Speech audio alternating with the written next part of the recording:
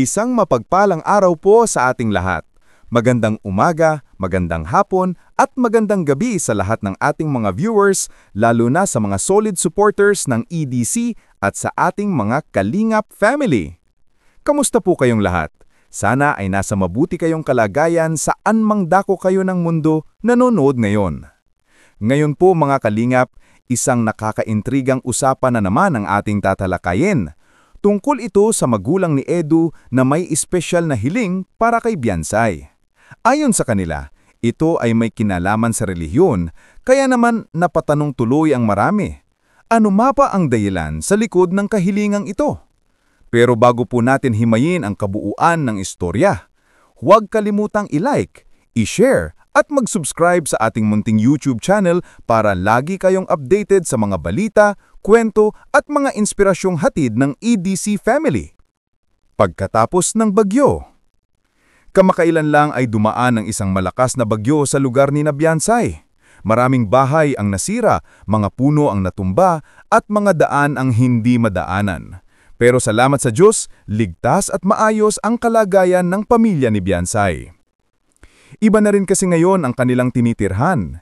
Hindi na sila tulad ng dati na halos tabing dagat lamang, kung saan isang malakas na alon lang ay pwedeng magdulot ng panganib. Ngayon, mas mataas at mas matadag na ang kanilang bahay, kaya hindi na gaanong nangangamba si Beyonce at ang kanyang pamilya. At syempre, hindi mawawala si Papa Eds na agad bumisita para tignan kung maayos ba ang lahat. Tinulungan niya si Beyonce at ang pamilya nito. Tinanong kung may kailangan ba silang bilhin at sinigurado niyang ligtas sila sa gitna ng unos. Dito natin muling nasaksihan ang kabaitan at malasakit ni Papa Eds, hindi lang bilang isang kalingap, kundi bilang isang tunay na kaibigan at inspirasyon sa marami. Sa totoo lang, marami na ngayong humahanga sa kanya dahil sa puso niyang mapagbigay at maalalahanin. Pag-aalala ni Papa Eds kay Beyonce. Alam naman natin mga kalingap na kapag may bagyo o kalamidad, unang iniisip ni Papa Eds ay ang kaligtasan ni Beyonce. Kaya nga nag-alok pa siya na doon na lang muna tumuloy si Beyonce sa kanila para mas maprotektahan at mas mabantayan niya. Makikita mo talaga mga kalingap kung gaano ka-sweet si Papa Eds. Hindi lang siya basta nagbibigay o tumutulong, kundi naroon din ng malasakit at pag-aalaga.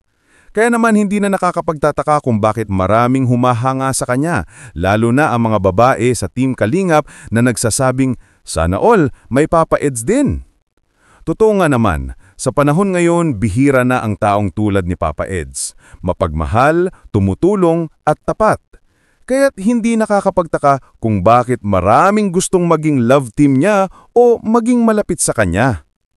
Ang kahilingan ng pamilya ni Edu. Ngayon, balik tayo sa pinaka-main topic ng ating usapan. Ayon sa kwento, ang mga magulang ni Edu ay may kahilingan para kay Beyonce. Isang kahilingan na may kinalaman sa relihiyon. Kaya naman, ang nais daw ng pamilya ni Edu ay makapagtapos muna si Beyonce ng kanyang pag-aaral bago pumasok sa anumang seryosong desisyon tulad ng pagpapakasal o pagbuo ng pamilya. Isa pa, gusto rin nila na manatili si Papa Eds sa kanilang pananampalataya, kaya naman maingat sila sa mga sitwasyong maaaring makaapekto sa kanyang pagiging miyembro ng relihiyon. Ang pakiusap ng pamilya ni Edu ay simple lang. Unahin muna ang tamang proseso bago ang emosyon.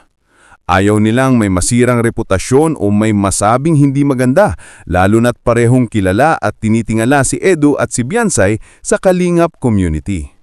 Sabi nga ng ilan, kung talagang para sa isa't isa sila, darating ang tamang panahon.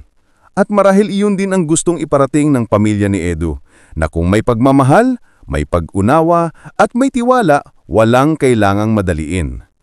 Mga opinyon at reaksyon ng mga kalingap. Marami siyempre ang may kanya-kanyang opinyon. May nagsasabing, bakit si Papa Eds pa ang kailangang mag-adjust? Habang ang iba naman ay sumasang-ayon sa pakiusap ng magulang. Ang mahalaga mga kalingap ay may respeto at pag-unawa sa isa't isa. Sa ganitong paraan, mapapanatili natin ang saya at pagkakaisa sa EDC community. Hindi kailangang palakihin ang mga inggit o negatibong komento, bagkus patuloy tayong maging inspirasyon sa isa't isa. Abangan ang pagpunta sa Korea. At syempre, exciting news din mga kalingap, nalalapit na ang pagpunta ni Papa Eds at Beyonce sa Korea. Marami sa ating mga OFW doon ang sabik nang makita sila at siguradong magiging masayang tagpo ito. Kaya tutok ng mga kalingap dahil marami pa tayong dapat abangan sa kanilang journey. Sa kabila ng mga intriga, patuloy pa rin ang saya, pagmamahalan at inspirasyon mula sa ating EDC family. Kayo mga kalingap, ano ang masasabi ninyo? Sang-ayon ba kayo sa kahilingan ng pamilya ni Edu o mas gusto ninyo na sundin na lang din ni Papa Eds at Beyonce ang tibok ng kanilang puso? I-comment nyo sa ibaba at sama-sama nating ipagdasal na manatiling matatag, masaya at pinagpala ang ating mga idolo sa Kalingap World. Maraming salamat po sa inyong panonood. Muli ito po ang inyong lingkod na nagsasabing sa puso ng Kalingap may pag-ibig, may malasakit at may tunay na pagkaisa. Seryosong desisyon tulad ng pagpapakasal o pagbuo ng pamilya.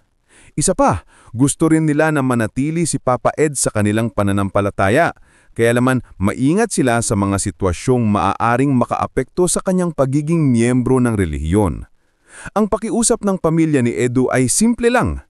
Unahin muna ang tamang proseso bago ang emosyon. Ayaw nilang may masirang reputasyon o may masabing hindi maganda, lalo na't parehong kilala at tinitingala si Edu at si Beyonce sa Kalingap community. Sabi nga ng ilan, kung talagang para sa isa't isa sila, darating ang tamang panahon. At marahil iyon din ang gustong iparating ng pamilya ni Edu, na kung may pagmamahal, may pag-unawa at may tiwala, walang kailangang madaliin. Mga opinyon at reaksyon ng mga kalingap. Marami siyempre ang may kanya-kanyang opinyon. May nagsasabing, bakit si Papa Eds pa ang kailangang mag-adjust? Habang ang iba naman ay sumasang-ayon sa pakiusap ng magulang. Ang mahalaga mga kalingap ay may respeto at pag-unawa sa isa't isa. Sa ganitong paraan, mapapanatili natin ang saya at pagkakaisa sa EDC community.